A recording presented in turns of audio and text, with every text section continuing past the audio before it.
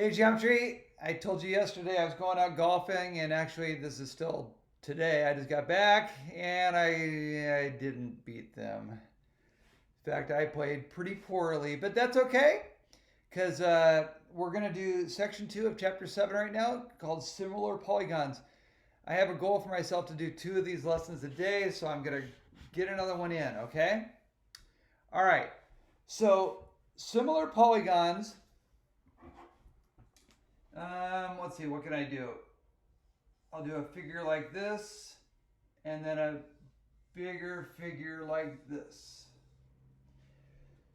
Similar polygons does not mean that they're the same size, but it means that I think the rigid definition is you can take this and you can do some kind of transformation, either spin it around or enlarge it or move it or raise it up.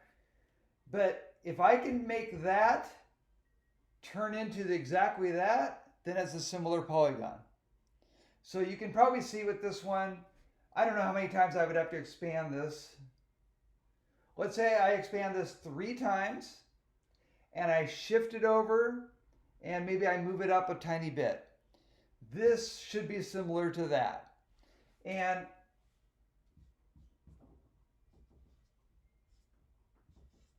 let's call this E, F, G, H. So the way that I could write that is A, B, C, D. And do you know this little sign? It means is similar to. And I've got to make sure this matches up. Like I can't do A, B, C, D is similar to G, E, F, H because that would be, a different looking, that would be like if it was like this, G, E, F, H. I can't, I've got to have them be matching up, in other words. So it matters what order I put these in. So it's A, B, C, D. Sorry, should be actually A, B, because you're supposed to do them in order. A, B, D, C matches up with E, F, H, G. Okay? So those are similar. Another way to know that things are similar is that similar things, similar polygons, will have congruent angles. So this angle is the same as this. This angle is the same as this. This angle is the same as this. And this angle is the same as this. And these corresponding sides should be proportional. So I think I already said that I tried to make this one about 3 times as big as this. So the ratio of G to H compared to CD is 3. So then the ratio of EG to AC should be 3 also. Okay? So similar polygons have congruent angles and they've got proportional sides. All right, what else can I tell you about this? Whoops.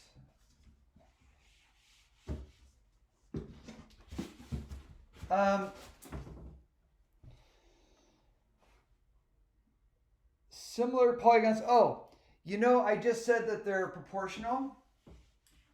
That proportion, in other words, the one that I just had for you, that was 3, that's the same as the scale factor. One of those is scaled up by 3. Now, if I compared it the other way around, if I would have went from the bigger one to the smaller one, then that would have been a proportion of 1/3, right? No, the other way around. Of the smaller one to the bigger one, that would have been a proportion of 1/3. No, I guess it is the other way around, when I'm going smaller. Anyway, so it depends on which way you compare them. If I compare the small to the big, I'm getting bigger. If I compare the big to the small, I'm getting smaller. And then the last thing is they do give you finally one theorem here, and it's on page 505. It's theorem 7.1. And it simply says A, B, C. Oops. Yeah, it is bigger. Okay. X, Y, Z. So if I say that A, B, C is similar to X, Y, Z, then their perimeters are also similar. They're also related. If this, let's say that this one, I don't know, that doesn't look quite twice as big, but let's just say that the scale factor here is 2. This is twice as big as this guy. Then the sum of their perimeters is also going to be it's going to be bigger by 2. If I added these up, 1, 1, and 1.5. Okay, so added up, this is 3.5. Well, this one's going to be 2, 2, and 3. So the sum of these guys is going to be 7, whereas this one was 3.5. That's theorem 7.1. Pretty easy. And I am going to go practice putting right now, because boy, I needed it today. Okay, take care. We'll talk to you later.